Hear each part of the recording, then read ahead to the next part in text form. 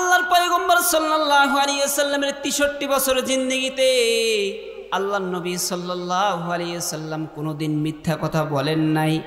এমনকি আল্লাহর পয়গম্বর সাল্লাল্লাহু আলাইহি ওয়াসাল্লাম কোনোদিন নিজের মন গড়া কোনো কথা বলেন নাই। সুবহানাল্লাহ। আল্লাহ তাআলা তার রাসূলের কথা কোরআনুল কারীমের মধ্যে আবার ঘোষণা করে দিলেন, দুনিয়ার মানুষ তোমরা হয়তো মনে করতেছো আমার রাসূল মনে হয় নিজের খেয়াল অনুযায়ী, নিজের মন অনুযায়ী যা মন চায় তাই বলে। না না না না না, দুনিয়ার মানুষ তোমাদের ভুল হবে। আমার রাসূল তো অনর্থক কোনো কথা বলে না। আল্লাহ তাআলা বলেন, ওয়ামা ইয়ানতিকু আনিল হাওয়া ইন হুয়া ইল্লা ওয়াহয়ুন ইউহা। আল্লাহু আকবার বলেন।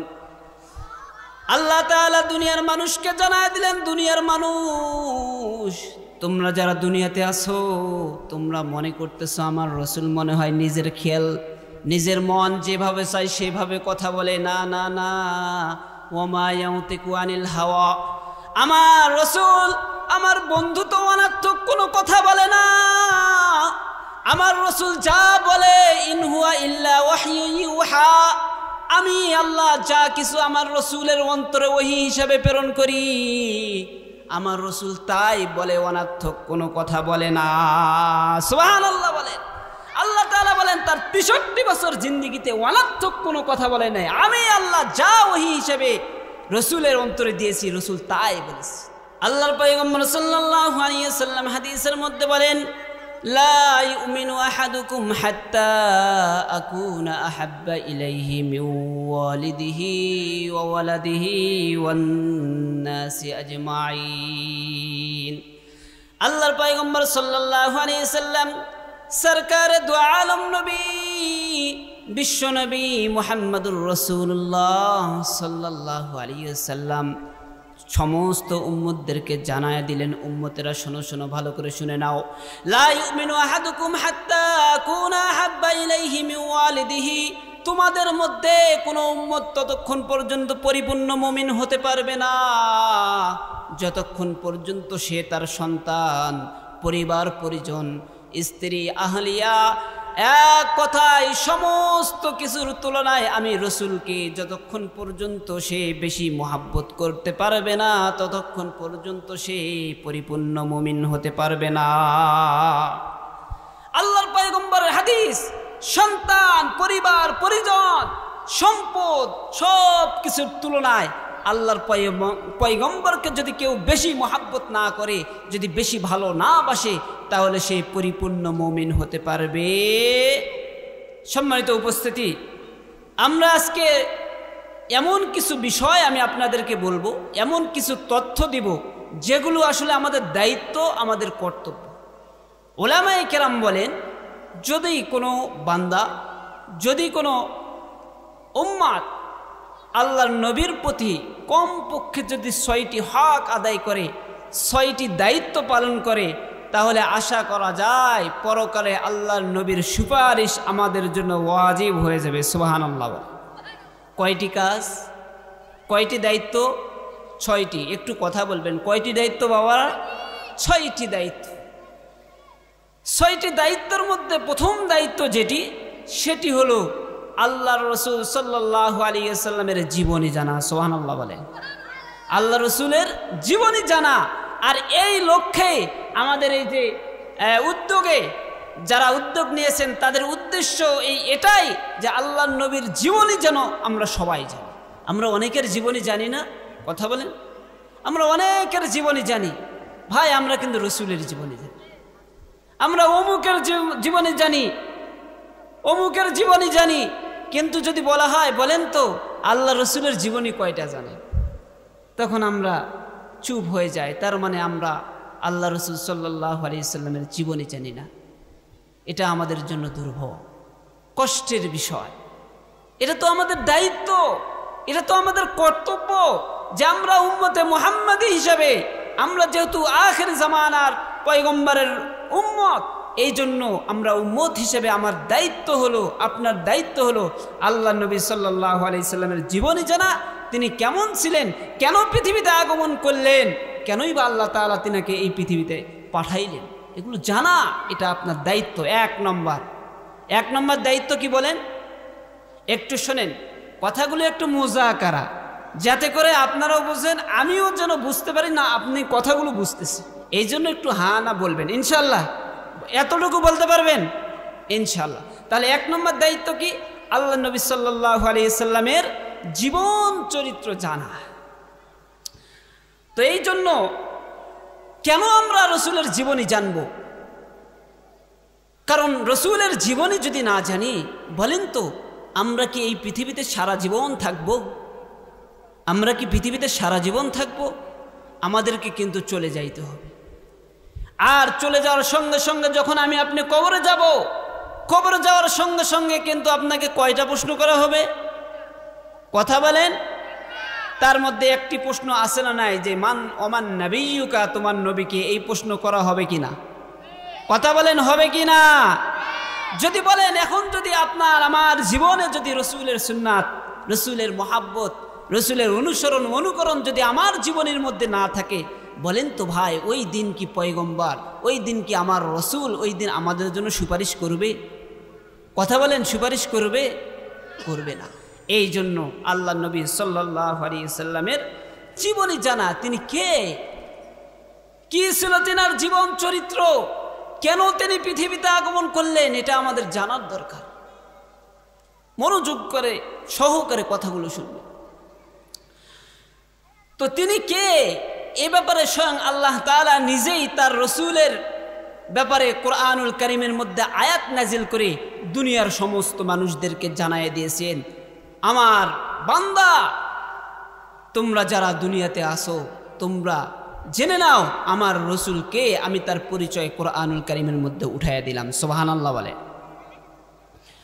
মুসলমান ভাইরা আমার, আল্লাহ পাক রব্বুল আলামিন তার রসুলের পরিচয়, তার রসুল কে ছিলেন, কেমন ছিলেন, তার রসুলের বিস্তারিত বিবরণ আল্লাহ পাক কুরআনুল কারীমের মধ্যে ঘোষণা করে দিয়েছেন। সূরা আহজাবের 21 নম্বর আয়াত আল্লাহ তাআলা তার রসুলের ব্যাপারে বলতেছেন, লাকাদ কানা লাকুম ফি রাসূলিল্লাহি উসওয়াতুন হাসানা। আল্লাহু আকবার বলেন।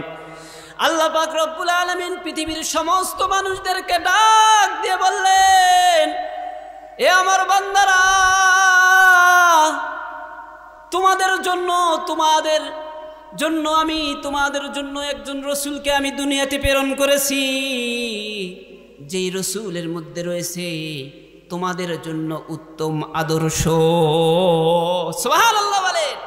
এমন রসুলকে আল্লাহ তাআলা আমাদের জন্য প্রেরণ করেছেন, যেই রসুলের জন্য, যার মধ্যে আমাদের জন্য রয়েছে উত্তম আদর্শ, তার মতো, তিনার মতো উত্তম আদর্শের মানুষ পৃথিবীতে আগমন করে নাই, ভবিষ্যতেও আগমন করবে। বোঝেন নাই মনে হয়? বোঝেন নাই কথা? আগমন করবে। আরো জোরে বলেন, করবে। কি কেউ কি ঘুমাচ্ছেন নাকি? একটু হাত উঠান তো, একটু নাড়াচাড়া দেন, বলেন আলহামদুলিল্লাহ।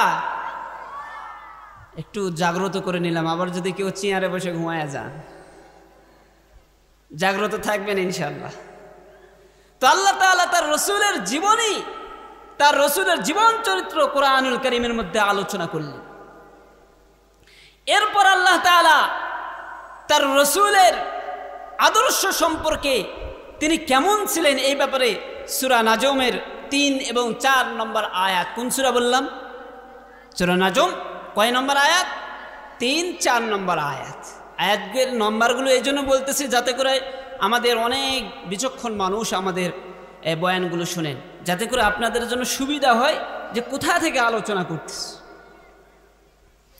মুসলমান ভাইরা আমার, সূরা নাজমের মধ্যে আল্লাহ তাআলা তার রসুল সম্পর্কে বলতেছেন, আল্লাহ রসুল সাল্লাল্লাহু আলাইহি ওয়াসাল্লাম যখন মক্কার মধ্যে দাওয়াত দেওয়া শুরু করলেন, কাফেররা যখন রসুলকে মানলেন না, কাফেররা যখন রাসূলকে নিয়ে অকট্ট ভাষায় গালিগালাজ শুরু করলেন, আল্লাহর পয়গম্বর সাল্লাল্লাহু আলাইহি সাল্লামের অন্তর, আল্লাহর পয়গম্বর সাল্লাল্লাহু আলাইহি সাল্লামের মন ভেঙে টুকরা টুকরা হয়ে গেছে। আল্লাহর পয়গম্বর সাল্লাল্লাহু আলাইহি সাল্লাম মন খারাপ করে বসে রয়েছেন। আল্লাহ তাআলা তার হাবিবের মনের খবর দেখতেছেন। আল্লাহ তাআলা জিবরাইলের মাধ্যমে কোরআনের আয়াত নাজিল করে তার বন্ধুকে সান্ত্বনা দিচ্ছেন। আল্লাহ তাআলা কোরআনুল কারীমের মধ্যে ঘোষণা করে দিলেন, বন্ধু আপনি গুসা করবেন না, আপনি মন খারাপ করবেন না। বন্ধু, মক্কার কাফেররা আপনাকে বোঝে না, তারা আপনাকে গালি দেয়, তারা আপনাকে পাগল বলে। আমি আল্লাহ তাআলা ওই সমস্ত মানুষদের জন্য জানায়া দিলাম, ওয়া ইন্নাকা লাআলা খুলুকিন আযীম। আল্লাহু আকবার বলেন, আরো আস্তে বলেন আল্লাহু আকবার বলেন, আরো জোরে বলেন আল্লাহু আকবার। আল্লাহ তাআলা তার রাসূলের শান মান বর্ণনা করতেছেন। হাবিব, মক্কার মানুষেরা আপনাকে তো পাগল বলে, কিন্তু আপনি রাসূল তো পাগল নয়, বরং যারা আপনাকে পাগল বলে গালি দেয় তারাই হলো বড় পাগল। কথা বলেন ঠিক কিনা? তারাই হলো বড় পাগল। আপনি রাসূল, আমার শান অনুযায়ী আপনি পাগল নয়, তারাই বড় পাগল যারা আপনাকে গালি দেয়। এইরকম ভাবে কুরআনুল কারীমের বিভিন্ন জায়গায় আল্লাহ তাআলা তার রাসূলের শান মান মর্যাদা বর্ণনা করেছেন, কেমন তিনি ছিলেন। শুধু তাই নয়, আল্লাহর পয়গম্বর সাল্লাল্লাহু আলাইহি ওয়াসাল্লামের 63 বছর জিন্দেগিতে আল্লাহর নবী সাল্লাল্লাহু আলাইহি ওয়াসাল্লাম কোনোদিন মিথ্যা কথা বলেন নাই। এমনকি আল্লাহর পয়গম্বর সাল্লাল্লাহু আলাইহি ওয়াসাল্লাম কোনোদিন নিজের মন গড়া কোনো কথা বলেন নাই। সুবহানাল্লাহ। আল্লাহ তাআলা তার রাসূলের কথা কোরআনুল কারীমের মধ্যে আবার ঘোষণা করে দিলেন। দুনিয়ার মানুষ তোমরা হয়তো মনে করতেছো আমার রাসূল মনে হয় নিজের খেয়াল অনুযায়ী, নিজের মন অনুযায়ী যা মন চায় তাই বলে। না না না না না, দুনিয়ার মানুষ তোমাদের ভুল হবে। আমার রাসূল তো অনর্থক কোনো কথা বলে না। আল্লাহ তাআলা বলেন, ওয়ামা ইয়ানতিকু আনিল হাওয়া ইন হুয়া ইল্লা ওয়াহয়ুন ইউহা। আল্লাহু আকবার বলেন। আল্লাহ তাআলা দুনিয়ার মানুষকে জানায় দিলেন, দুনিয়ার মানুষ তোমরা যারা দুনিয়াতে আছো, তোমরা মনে করতেছো আমার রাসূল মনে হয় নিজের খেয়াল, নিজের মন যেভাবে চাই সেভাবে কথা বলে। না না না, ওয়ামা ইয়ানতিকু আনিল হাওয়া, আমার রাসূল, আমার বন্ধু তো অনর্থক কোনো কথা বলে না। আমার রাসূল যা বলে ইন হুয়া ইল্লা ওয়াহয়ুন ইউহা, আমি আল্লাহ যা কিছু আমার রাসূলের অন্তরে ওহী হিসাবে প্রেরণ করি, আমার রাসূল তাই বলে, অনর্থক কোনো কথা বলে না। সুবহানাল্লাহ বলেন। আল্লাহ তাআলা বলেন তার 63 বছর জিন্দেগিতে অনর্থক কোনো কথা বলে নাই। আমি আল্লাহ যা ওহী হিসাবে রাসূলের অন্তরে দিয়েছি, রাসূল তাই বলেছে। সুবহানাল্লাহ। 63 বছর জিন্দেগিতে যেই মহামানবের 63 বছর জীবনে চুল পরিমাণ কোনো ভুল ছিল না, কেউ কলম বসাবে এই সাহস কারো ছিল না। এত মহান একজন পয়গম্বর আমরা পেয়েছি। সেই নবীর উম্মত হয়ে আপনারা খুশি না বেজার? খুশি না বেজার? সম্মানিত উপস্থিতি, বলেছিলাম আমরা যদি আখেরি জামানার নবীর উম্মত হই তাহলে আমাদের কমপক্ষে কয়টি হক আদায় করতে হবে? কয়টি বলেন? 6টি। 1 নম্বরে হলো আল্লাহর পয়গম্বর সাল্লাল্লাহু আলাইহি ওয়াসাল্লামের জীবনী জানা। তো এই জীবনী জানার দরকার আছে না নাই? তো জীবনী জানার যে দরকার আছে, এটা দায়িত্ব আপনাদের, এটা শুধু বুঝাইয়া দিলাম।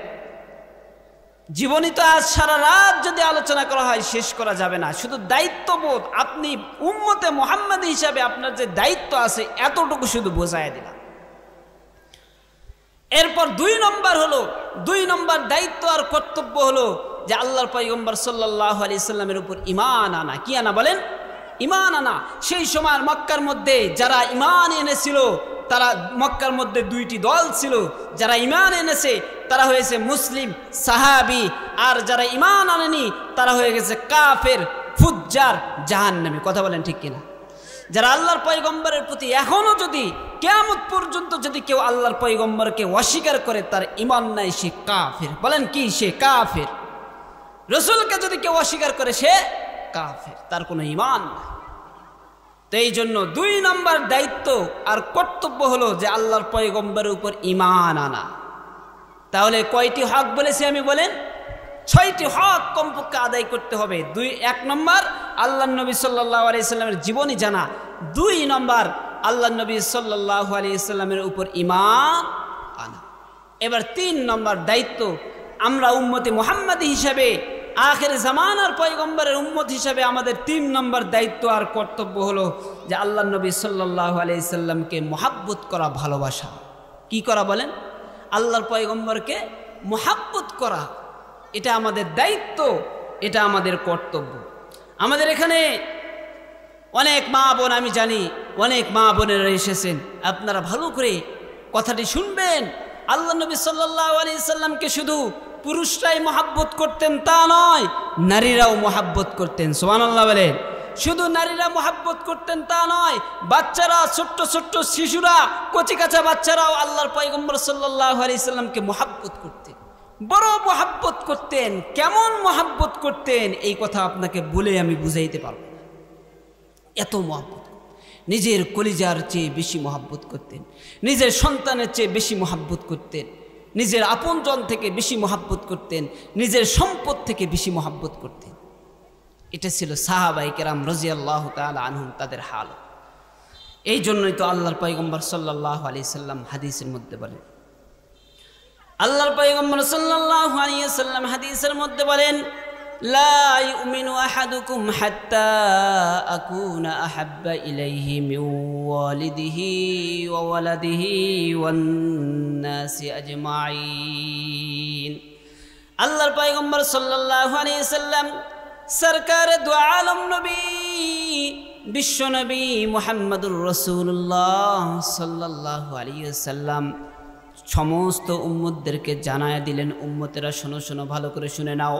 লা ইউমিনু আহাদুকুম হাত্তা আকুনা আহাব্বা ইলাইহি মিন ওয়ালিদিহি, তোমাদের মধ্যে কোনো উম্মত ততক্ষণ পর্যন্ত পরিপূর্ণ মুমিন হতে পারবে না যতক্ষণ পর্যন্ত সে তার সন্তান, পরিবার পরিজন, স্ত্রী, আহলিয়া, এক কথায় সমস্ত কিছুর তুলনায় আমি রসুলকে যতক্ষণ পর্যন্ত সে বেশি মহাব্বত করতে পারবে না ততক্ষণ পর্যন্ত সে পরিপূর্ণ মুমিন হতে পারবে না।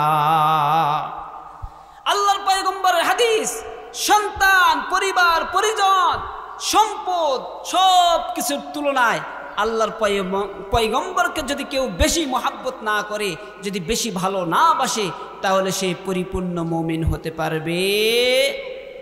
ঘোষণাকার বলেন, ঘোষণাকার আল্লাহর পয়গম্বর সাল্লাল্লাহু আলাইহি সাল্লামের ঘোষণা। তাহলে এখন চলুন শুনি আল্লাহর পয়গম্বরকে ওই সময় মানুষেরা কত মহাব্বত করত। ওই সময় সাহাবায়ে কেরাম রাদিয়াল্লাহু তাআলা আনহুম আজমাইন, তিনারা আল্লাহর পয়গম্বর সাল্লাল্লাহু আলাইহি সাল্লামকে কেমন মহাব্বত করতেন। বিশেষ করে মায়েরা, আপনারা যারা আসছেন ভালো করে শুনবেন। আল্লাহর পয়গম্বর সাল্লাল্লাহু আলাইহি সাল্লামকে মহিলারাও নিজের কলিজার চেয়ে, নিজের সন্তানের চেয়ে বেশি মহাব্বত করতেন। মুসলমান ভাইরা রে আমার, আল্লাহর পয়গম্বর সাল্লাল্লাহু আলাইহি সাল্লাম একবার যুদ্ধের ঘোষণা দিলেন, সমস্ত মানুষদেরকে ডাক দিয়ে বললেন, হে আমার সাহাবারা, তোমরা যুদ্ধের জন্য প্রস্তুতি নাও। আল্লাহর পয়গম্বর সাল্লাল্লাহু আলাইহি সাল্লাম যখন এই ঘোষণা দিয়েছেন, সকলে যুদ্ধের জন্য প্রস্তুতি নেওয়া শুরু করেছে। এমন সময় এক মহিলা এসে আল্লাহর পয়গম্বর সাল্লাল্লাহু আলাইহি সাল্লামের সামনে দাঁড়ায় গেছে। আল্লাহর পয়গম্বর সাল্লাল্লাহু আলাইহি সাল্লামকে ডাক দিয়ে বলেন, ওগো সরকারে দু আলম নবী, ওগো মুহাম্মদ রাসূলুল্লাহ সাল্লাল্লাহু আলাইহি সাল্লাম, ওগো আল্লাহর পয়গম্বর, আমি তো মহিলা মানুষ, আমি তো যুদ্ধে অংশগ্রহণ করতে পারবো না। ওগো সরকার, কিন্তু আমার এই যে সদ্য ভূমিষ্ঠ একটা সন্তান, আমি আমার সন্তানের চেয়ে অধিক অধিক অনেক বেশি আপনি রসুলকে আমি মহাব্বত করি নবী। আমার সন্তানকে আপনার কাছে আমি দিয়ে দিলাম, আমার সন্তানকে আপনি যুদ্ধের ময়দানে নিয়ে যান। আল্লাহর পয়গম্বর সাল্লাল্লাহু আলাইহি সাল্লাম ডাক দিয়ে বলে, মারে, তোমার সদ্য ভূমিষ্ঠ সন্তান তো এখনো তরবারি চালাইতে পারে না, তোমার সন্তান তো এখনো হাঁটতে পারে না, যুদ্ধের ময়দানে শত্রুদের মোকাবেলায় তো কিছুই করতে পারবে না রে মা। তোমার সন্তানকে আমি যুদ্ধের ময়দানে নিয়ে গিয়ে কি করব? আল্লাহর পয়গম্বর যখন এই কথা বলেছেন, মহিলা এবার কাঁদে কাঁদে আর বলে, ওগো সরকারে দু আলম নবী, ওগো আল্লাহর পয়গম্বর, আমি জানি আমার সন্তান তলোয়ার ধরতে পারবে না, আমি জানি আমার সন্তান নিজে নিজে হাঁটতে পারে না, আমি জানি ওগো পয়গম্বর আমার সন্তান কিছুই করতে পারবে না, কিন্তু পয়গম্বর আমি কিন্তু আপনাকে মহাব্বত করি আমার কলিজার চেয়ে বেশি, আমার সন্তানের চেয়ে বেশি মহাব্বত কিন্তু আমি রসুল আপনাকে করি, এই জন্য আমার সন্তানকে আপনাকে দিয়ে দিয়েছি।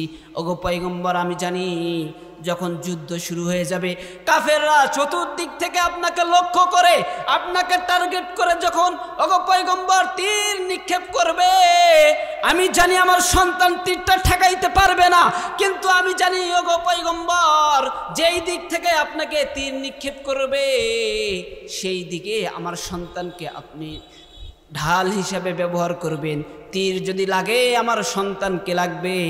ওগো পয়গম্বর, আপনার গায়ে যেন চুলের আসর না লাগে। আল্লাহু আকবার বলে।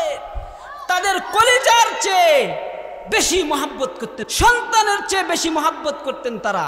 এই ছিল সাহাবায়ে কেরাম রাদিয়াল্লাহু তাআলা আনহুম আজমাইনের যুগে মায়েদের কুরবান রসুলের জন্য, মায়েদের ভালোবাসা রসুলের জন্য। শুধু তাই নয়, ছোট্ট ছোট্ট শিশুরা আল্লাহর পয়গম্বর সাল্লাল্লাহু আলাইহি সাল্লামকে কত মহাব্বত করতেন।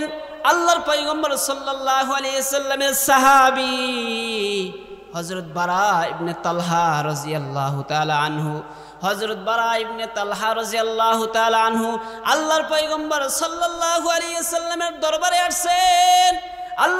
আল্লাহর পয়গম্বর নসিহত করতেছেন, নসিহত শেষ হয়ে গেছে, হযরত বারা রাদিয়াল্লাহু তাআলা আনহু চলে যাবেন, রাস্তা চলতেছেন, কিন্তু তাকায় দেখেন তার ছোট্ট শিশু 7-8 বছরের ছোট্ট শিশু তালহা, হযরত তালহা কিন্তু আল্লাহর পয়গম্বরের দরবার থেকে ওঠে না।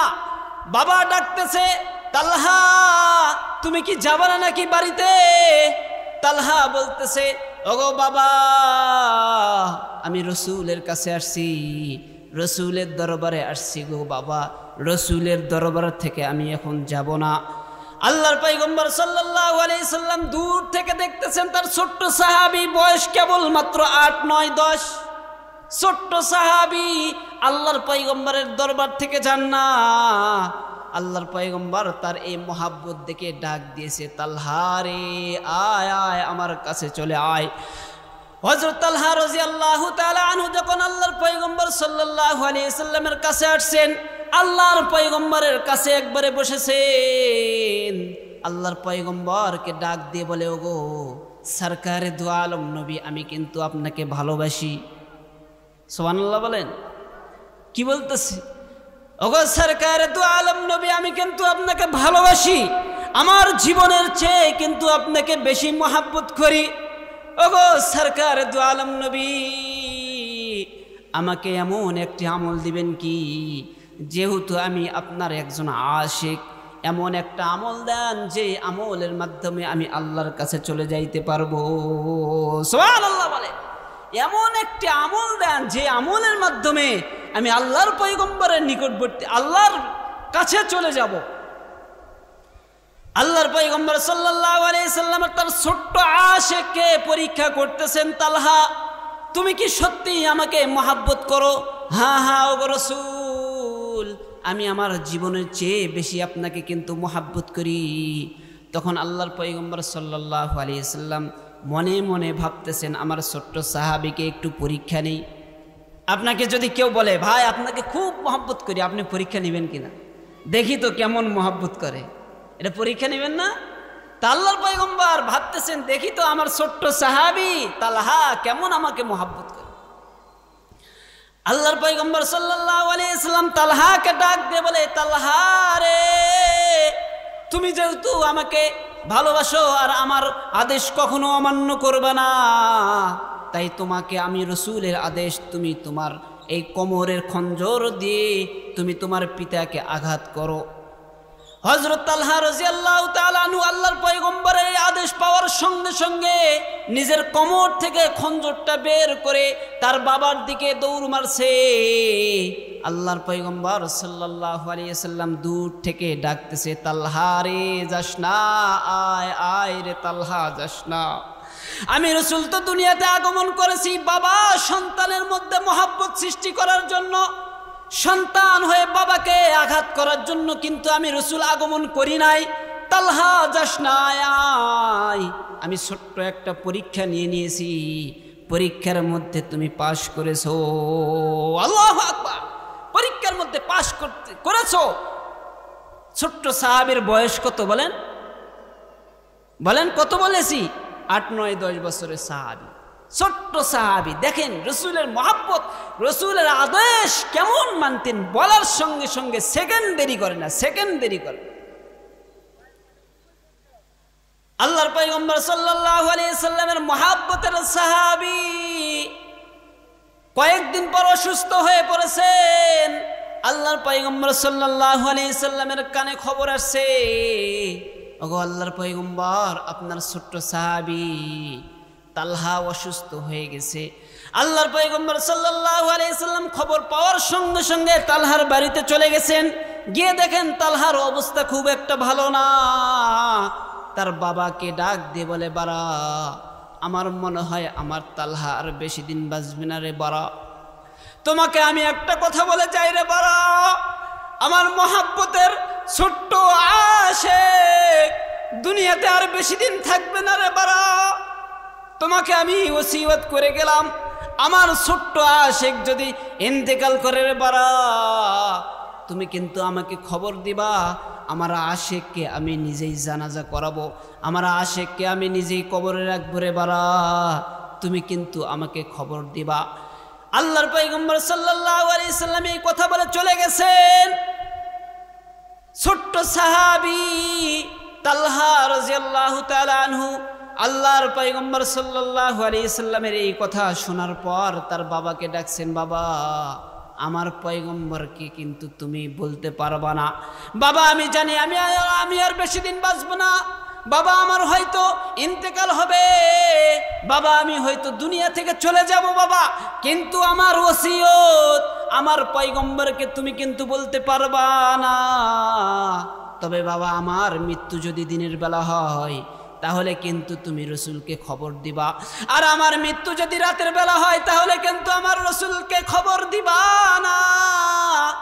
যখন এই ওসিয়ত করে হযরত তালহা রাদিয়াল্লাহু তাআলা আনহু তার বাবাকে ওসিয়ত করলেন, কয়েকদিন পর তালহা রাদিয়াল্লাহু তাআলা আনহু ইন্তেকাল করেছেন। আল্লাহর পয়গম্বরকে খবর দেওয়া হয় নাই। কয়েকদিন পর আল্লাহর পয়গম্বরের কানে খবরটা চলে গেছে, ওগো পয়গম্বর, ওগো সরকারে দু আলম নবী, আপনার ছোট্ট আশিক বারা ইবনে তালহা তো ইন্তেকাল করে গেছে, মারা গেছে, তিনাকে জানাজা করাও শেষ, কয়েকদিন হয়ে গেছে। আল্লাহর পয়গম্বর সাল্লাল্লাহু আলাইহি সাল্লামের অন্তর ভেঙে টুকরা টুকরা হয়ে গেছে। রসুলের ছোট্ট আশিক, রসুলকে কলিজা তার জীবনের চেয়ে বেশি মহব্বত করত, সেই আশিকের ইন্তেকাল হয়েছে। আল্লাহর পয়গম্বর সঙ্গে সঙ্গে তার বাড়িতে চলে গেছে, ডাক দিয়ে বলে, বারা রে, আমার আশিক মারা গেছে, তুমি কিন্তু আমাকে খবর দিলা না। আমার ছোট্ট আশিক, আমার ইচ্ছা ছিল আমার আশিকের জানাজা আমি রাসূল নিজেই করাবো, তুমি কিন্তু আমার খবর দিলা না। বারা রাদিয়াল্লাহু তাআলা আনহু বলতেছে, ওগো আল্লাহর পয়গম্বর, ওগো সরকার দু আলম নবী, আমার ছোট্ট সন্তান যদিও ছোট, আপনার ছোট্ট আশিক যদিও ছোট, কিন্তু রসুল আপনাকে সে এত মহাব্বত করত, তার জীবনের কোনো মায়া সে করত না। সে তার জীবনের চেয়ে বেশি মহাব্বত কিন্তু আপনি রসুলকে করত। ওগো পয়গম্বর, আপনি এই কথা বলে যাওয়ার পর যখন আপনি আমার বাড়ি থেকে চলে গেছেন, তখন কিন্তু বারা আমাকে ডাক দিয়ে ওসিয়ত করে গেছে। ওগো পয়গম্বর, আমার সন্তান আমাকে বলছে, বাবা আমার মৃত্যু যদি দিনের বেলা হয় তাহলে কিন্তু রসুলকে খবর দিবা, আর যদি রাতের বেলা হয় তাহলে কিন্তু রসুলকে খবর দিবা না। যখন এই কথা বলেছে, আল্লাহর পয়গম্বর বললেন, কেন এই কথা বলেছে? আমার তালহা বারা রাদিয়াল্লাহু তাআলা আনহু বলতেছে, ওগো সরকার দু আলম নবী, মক্কার মধ্যে অবস্থা তো ভালো নয়, কাফেররা সর্বদা আপনার পিছনে লেগে থাকে। বারা রাতের বেলা ইন্তেকাল করেছে, রাতের বেলা যদি আপনার কাছে সংবাদ দেয়, আপনি কিন্তু রসুল ঠিক থাকতে পারবেন না। আপনি রসুল কিন্তু আমার সন্তানের জানাজার জন্য চলে আসবেন। ওগো রসুল, মক্কার পথ দিয়ে যখন আমার বাড়িতে আপনি আসবেন, এই সময় যদি শত্রুদের আক্রমণের কবলে পড়েন, এই ভয়ে আমার তালহা মৃত্যুর আগে ওসিয়ত করে গেছে, আমার মৃত্যু যদি রাতের বেলা হয় তাহলে কিন্তু রসুলকে খবর দিবা না। আল্লাহু আকবার বলে। রসুলকে কেন কত মহাব্বত করতেন। হায় আফসোস, আমরা রসুলকে কতটুকু মহাব্বত করি। ছোট্ট বেলা 8-10 বছরের সন্তান, রসুল রাতের বেলা যদি জানাজায় আসে, রসুলের ক্ষতি হইতে পারে, রসুলকে কেউ আক্রমণ করতে পারে। এই ভয়ে আল্লাহর পয়গম্বর সাল্লাল্লাহু আলাইহি সাল্লামকে তার মৃত্যুর আগে ওসিয়ত করে গেছেন যেন না আসা। তাহলে কেমন রসুলকে মহাব্বত করতেন বলেন, কেমন রসুলকে মহাব্বত করতেন। আমরা কতটুকু রসুলকে মহাব্বত করি, কতটুকু মহাব্বত করি। আমরা কি রসুলের জন্য নিজেদের পরিবার ছাড়তে পারবো? অর্থ সম্পদকে ছাড়তে পারবো? মা হয়ে সন্তানকে কি রসুলের জন্য কুরবানি দিতে পারবো? পারবো না, অসম্ভব, আমরা পারবো না।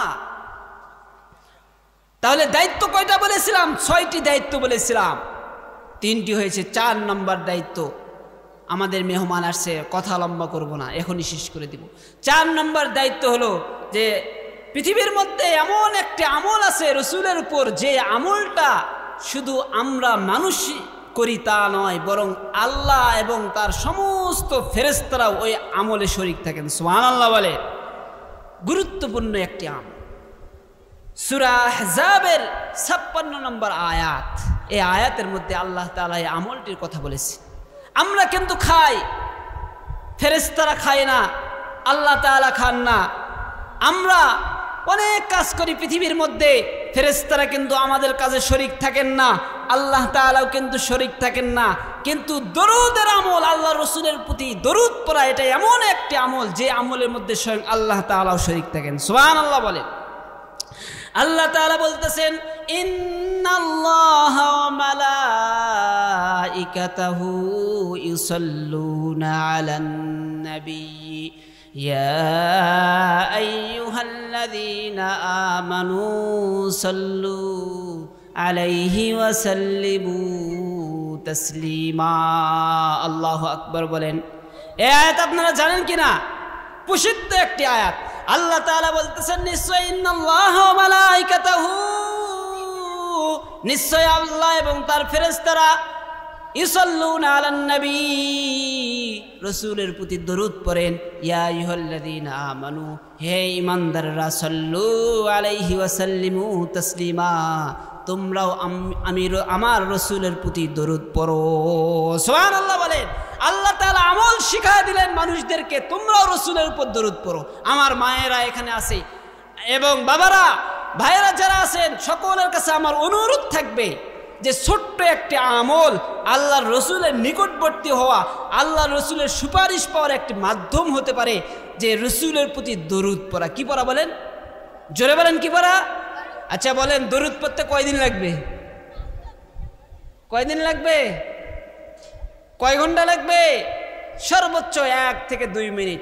আপনি বসে থেকেও পড়তে পারবেন, বাজারে ঘুরতে ঘুরতে পড়তে পারবেন, অফিসে আছেন লিখতেছেন, এরপরও বলতে পারবেন এই দরুদ সাল্লাল্লাহু আলাইহি ওয়াসাল্লাম। সকলে বলেন সাল্লাল্লাহু আলাইহি ওয়াসাল্লাম। জোরে বলেন সাল্লাল্লাহু আলাইহি ওয়াসাল্লাম। হলো না, আপনারা মনে হয় মন খারাপ। একটু রসুলের প্রেমে একটু জোরে আওয়াজে বলি সাল্লাল্লাহু আলাইহি ওয়াসাল্লাম। আবার বলি সাল্লাল্লাহু আলাইহি ওয়াসাল্লাম। রসুলের প্রেমে বলেছি। কার প্রেমে বলেন? অনেকের প্রেমে পড়ে তো জীবন শেষ হয়ে গেছে। রসুলের প্রেমে একবার পড়েন, জীবন পরিবর্তন হবে। সুবহানাল্লাহ বলেন। রসুলের প্রেমে একবার পড়েন, 1 বছর রসুলের প্রেমে কাটায় দেন, জীবন পরিবর্তন হয়ে যাবে। অনেকের প্রেমে পড়েছেন, জীবন নষ্ট হয়ে গেছে, 40, 50, 60, 70 বছর হায়াত ক্ষয় করে ফেলেছে, পরিবর্তন জীবনে আসে নাই। রসুলের প্রেমে 1 বছর সময় লাগে, দেখেন আপনি চেঞ্জ হয়ে যাবে, আপনার মধ্যে পরিবর্তন আসবে বাবা। এই জন্য ছোট্ট একটা আমল দিলাম, এই আমলটা মনে রাখবেন ইনশাল্লাহ, দরুদের আমল। তাহলে কয়টি দায়িত্ব বলেছি? 6টি। 1 নম্বর ছিল আল্লাহর নবী সাল্লাল্লাহু আলাইহি সাল্লামের জীবনী জানা। 2 নম্বর আল্লাহ নবী সাল্লাল্লাহু আলাইহি সাল্লামের উপর ঈমান আনা। 3 নম্বর দায়িত্ব যে আল্লাহ নবী সাল্লাল্লাহু আলাইহি সাল্লামকে অনুসরণ করা, মহাব্বত করা। 4 নম্বর দায়িত্বের কথা বললাম যে আল্লাহ নবী সাল্লাল্লাহু আলাইহি সাল্লামের উপর দরুদ পড়া, সর্বদাই দরুদ পড়া। আরেকটি 5 নম্বর হলো যে আল্লাহ নবী সাল্লাল্লাহু আলাইহি সাল্লামের সুন্নাতগুলো অনুসরণ করা। কেন আমরা সুন্নাত অনুসরণ করব? কেন করব? আল্লাহর পয়গম্বর সাল্লাল্লাহু আলাইহি সাল্লাম বলেন, মাউ তামাসসাকা বিসুন্নতি ইনদা ফাসাদি উম্মতি ফালাহু মিয়াতু আজরি শাহীদ। আল্লাহর পয়গম্বর সাল্লাল্লাহু আলাইহি সাল্লাম উম্মতদেরকে বললেন, এ আমার উম্মতেরা, আমার উম্মতের মধ্যে যখন আমলের দুর্ভিক্ষ হবে, যখন মানুষেরা নামাজ পড়বে না, রোজা করবে না, মানুষেরা ইবাদত করবে না, আমার সুন্নতকে মানবে না, সুন্নতের মধ্যে দুর্ভিক্ষ দেখা দিবে, মানুষরা রসুলের অনুসরণ করবে না, ওই সময় যদি আমার কোনো আশিক, আমার কোনো যদি উম্মত যদি আমার উপর দরুদ পড়ে, আমার সুন্নতগুলো যদি অনুসরণ করে, একটা সুন্নতের উপর যদি আমল করে, আল্লাহর পয়গম্বর সাল্লাল্লাহু আলাইহি সাল্লাম ঘোষণা দিলেন 1000 শহীদের সব তার আমল নামায় দান করবেন। সুবহানাল্লাহ বলে। কি খুশি না? এত বড় ফজিলত, খুশি হন নাই? আর একটু জোরে খুশি প্রকাশ করি, বলেন সুবহানাল্লাহ। তাহলে দায়িত্ব কয়টি হয়েছে? 5টি। আর একটি দায়িত্ব বলে আমি আমার আলোচনা শেষ করব। 5 নম্বর দায়িত্ব হলো আল্লাহর পয়গম্বর সাল্লাল্লাহু আলাইহি সাল্লাম বিদায় হজের মধ্যে বলে গেছেন, বাল্লিগু আন্নি ওয়ালাউ আয়া।